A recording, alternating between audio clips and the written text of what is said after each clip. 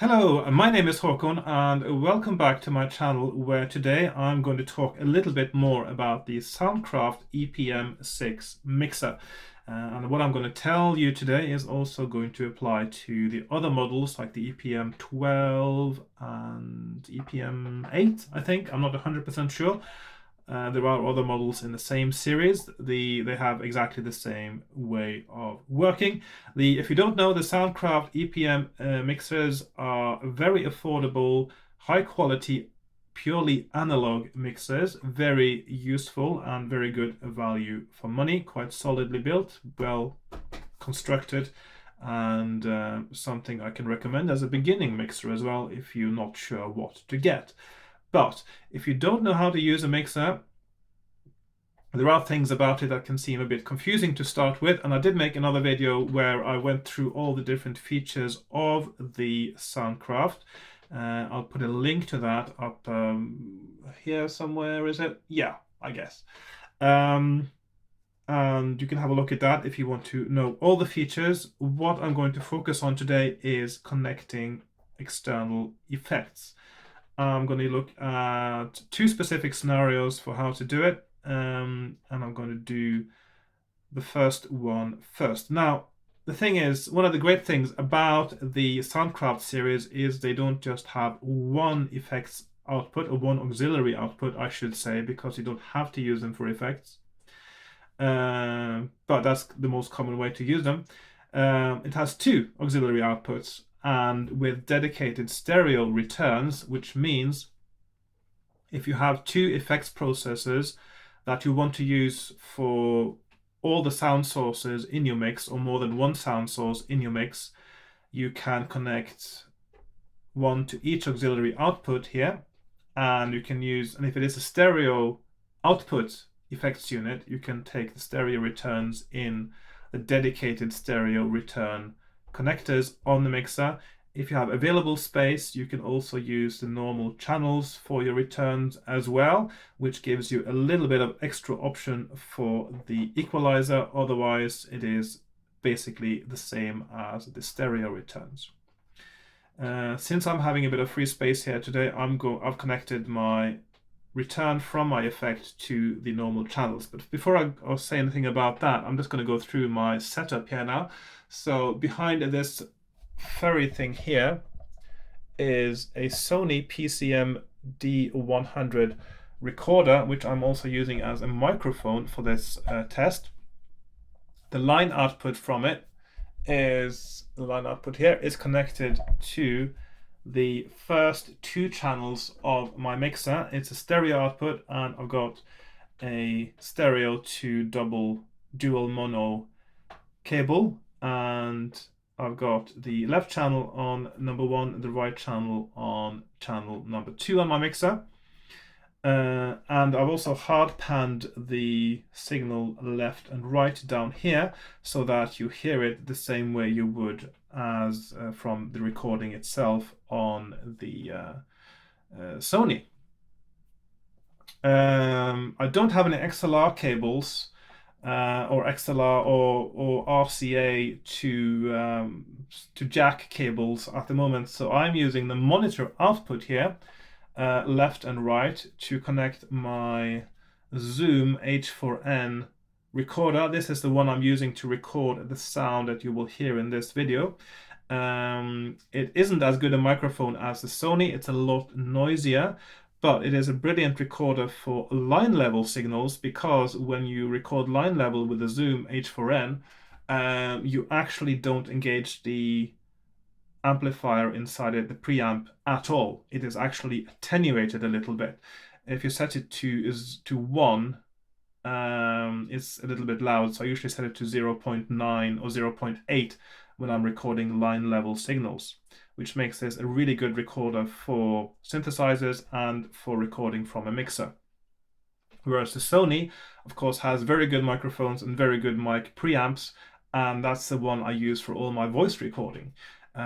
Because I did use microphones, normal microphones, but microphone placement is actually a real pain in the neck. But with something like the Sony, I get a big coverage, and exact location to the microphone isn't as critical when I'm recording my voice or other things in the room. Right, so let's get back to this now. So we have the input here, channels 1 and 2, and I've got the auxiliary sense set to 0. And I got auxiliary 1 going to the left channel of the Empress Effects Zoya, which is what I'm using for effects today. This is stereo input and stereo output, which means it can mimic 2 mono effects units effectively, as well as being its own thing. Now, if this was 2 units, they might have had 2 stereo outputs, and you just would have used the stereo returns here, but this is stereo in, stereo out. So I've got left channel, auxiliary 1 is connected to the left channel, auxiliary 2 is connected to the right channel input. And of course, in the Zoya itself, I can route them separately if I want to. And then we have the outputs left and right, which are then going to channels 5 and 6 now on the mixer. Could have been to the stereo channel, but I'm using those today. Just do the 12 o'clock for the gain there as a sort of default level. Right, so what I've done on the Zoya now is I've set up the left input channel to go into a delay. And this is something you will want to do on your effects units when connecting a mixer and controlling the effect from the mixer. You want to set it to 100% wet. And that is because you're controlling the mix from the mixer and not from the effects unit. If you're not using a mixer, you would control how wet the signal is, how much it mixes with the original signal in the effects unit itself. But when you use a mixer, you tend to use it 100% wet, unless you're doing something else in the mixer that requires control of the mix that goes out again. So I've got a delay 100% wet, and I've got a flanger 100% wet as well. And just make sure, yes, so I've got the right channel input going to the flanger, the left channel going to the delay. And I've set them both to mono outputs now. Normally these would be stereo effects. And the delay goes to the left output and the flanger goes to the right output. So these 2 channels here. Let's have a little listen to that when I do it. Okay, so let's put my headphones on, which make it a little bit harder for me to hear properly what I'm saying, although I can actually hear my voice in the headphones because that is connected to the headphone output of my Zoom recorder at the moment. So auxiliary 1 delay on the left channel. Let's see what happens. So this needs to be on as well. Okay, okay, okay, okay, okay, okay, okay. Now the return is pan central.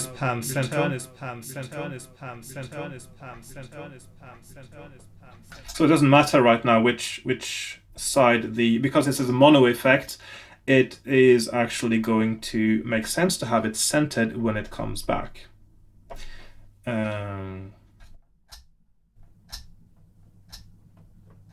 Right channel, right channel, right channel, right channel, right channel, right channel, right channel, right channel,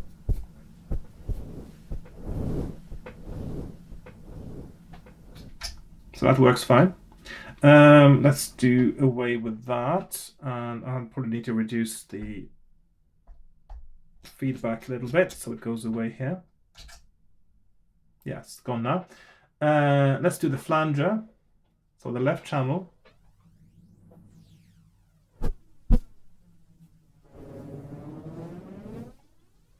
And let's check the right channel now, which doesn't have any. You can't really hear much on that side. But let's do both.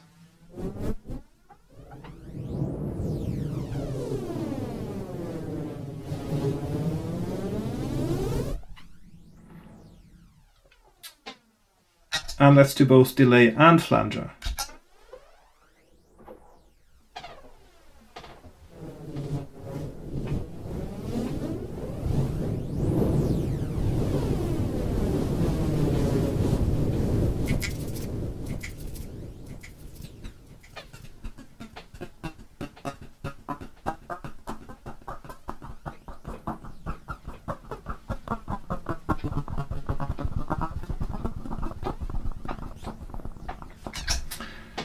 So that's how that works. Let's see. Okay, suddenly my sound was very loud there. Okay, let's reduce the volume a bit. Okay, let's reduce the. Oh, it's because I'm also, as long as my auxiliaries actually are connected here, it seems that the Zoya is actually sending the signal through but it's in bypass mode, so actually I get more signal in. So that means that you also need to make sure you control the gain knobs for the effects. So let's just put some effect on again, and let's just push that in now, push that in now, push that in now, push that in now, push that in now.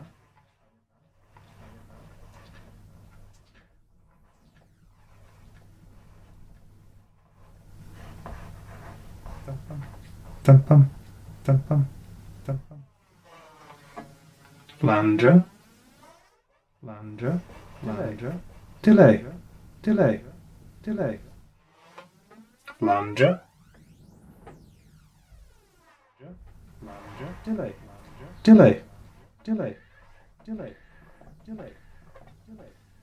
And of course, it is possible to feedback the effects into themselves. Needs to be done carefully.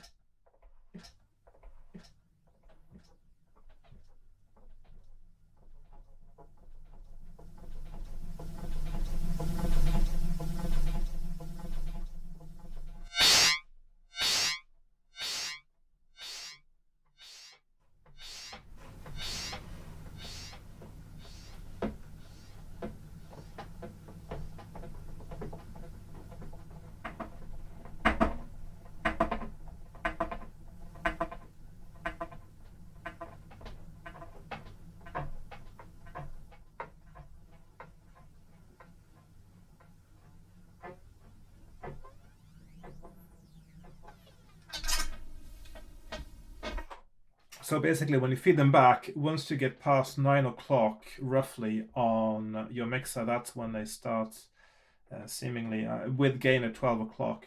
That's when they start feeding back, and the feedback being louder than the signal, so you get the feedback noise as well. This can be used creatively, but you have to use it with care, of course, and it's not something you would need in a normal mixer scenario. But if you are working with quirky sound effects, it is something you may want to explore a little bit. So that is the sort of basic functionality of connecting two different effects, really two different mono effects, although today I've got the Zoya standing in for two different units. If you want to connect just a stereo effect, that's a little bit different, but not hugely. I'll just demonstrate that as well now.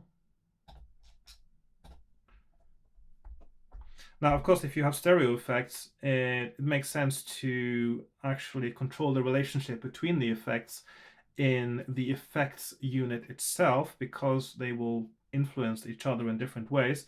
As long as you only have two mono outputs from the mixer, if you want to have stereo inputs to your effects, you will have to control the interaction between them elsewhere. So for instance, if you have two different units that are stereo, one is a delay, one is a reverb, you would start with a delay normally, and then you move it into the reverb, and then at the end of the reverb, that's when you send the return to the mixer.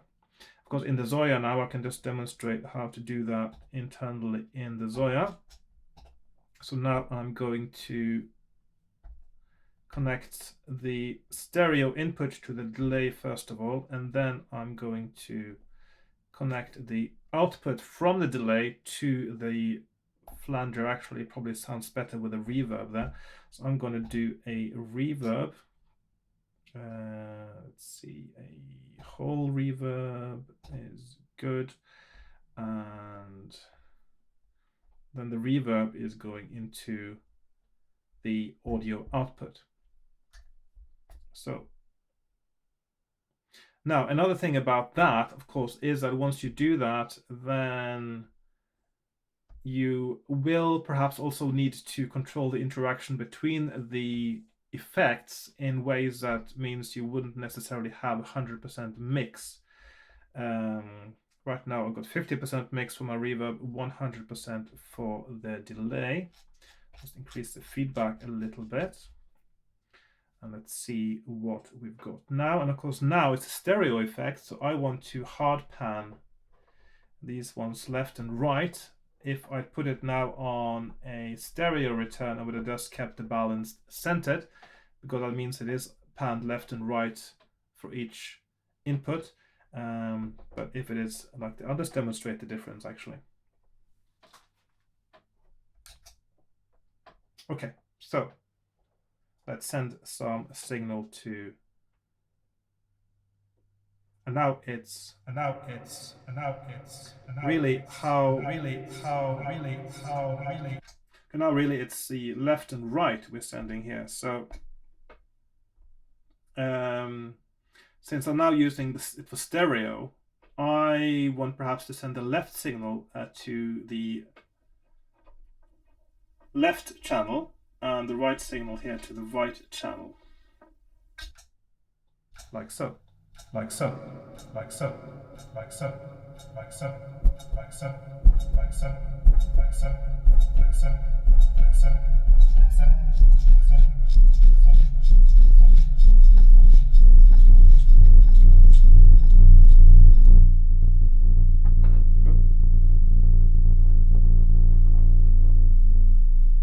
I forgot to remove the feedback loop as well. Sorry about that. That's why we got that metallic sound. Okay, let's try again. Okay, let's try again. Okay, let's try again. Okay, let's try again. Okay, let's try again.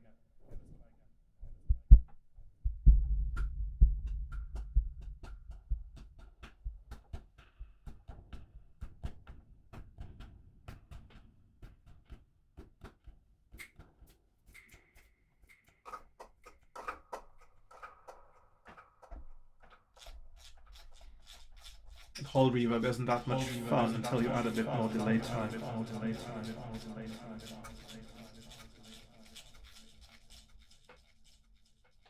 Like so, like so, like so, like so, like so, like so.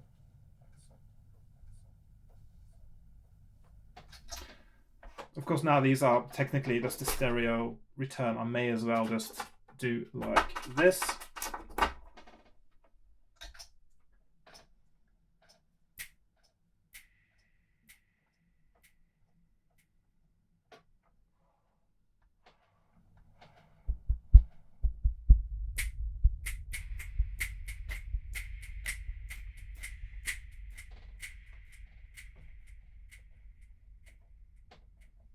Because there's no reason really to split the channels of the effect when you're using it as a stereo effect and as a stereo output, really. So so it's only really if you absolutely want the middle frequency equalizer on the return signal of a stereo effect that you would need to use separate channels for it. Otherwise, which means 99% of cases, you would just use a stereo return and you'd be good to go. Just a little bit more.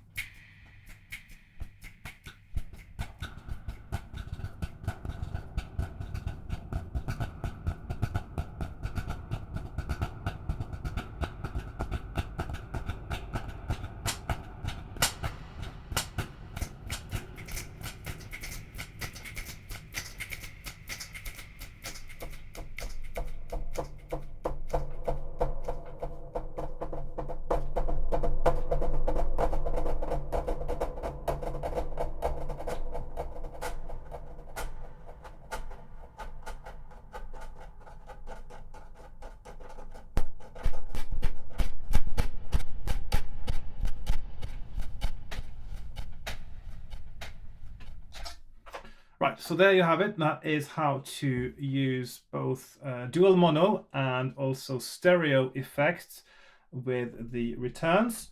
There's one more thing I could show, which is to use an insert. So this is, I'll just remove this. I don't need that anymore. Let's see. Just remove all these cables here. So if you have seen my video where I demonstrate or just show the features of the Soundcraft, you know how an insert works, I guess. Is that correct now? Is that the... let's move this down here. Okay. Oh, I still need the return actually from the, obviously. No, hang on, I don't need the return. Okay, so now we need... okay. What am I missing? So that is it's the other way around, isn't it? There we go. Okay. So the way the insert works is it is a dedicated effects or processing or recording output from a channel right after the input. If you it takes a TRS plug, so tip ring sleeve, and it sends out the signal on the tip. It gets the signal back on the ring. So it's a mono signal out, mono signal back in again, and then it moves on into the rest of the mixer. So now it's only on the left channel. As you can hear, that will get the effect. The right channel does not get it. So that's how that works. So tip is sent into the effects processor. Now it's just on the left channel here. I could have done it on the right channel, but it won't make a difference now because this is now what decides what channel is going back. So if I do like this,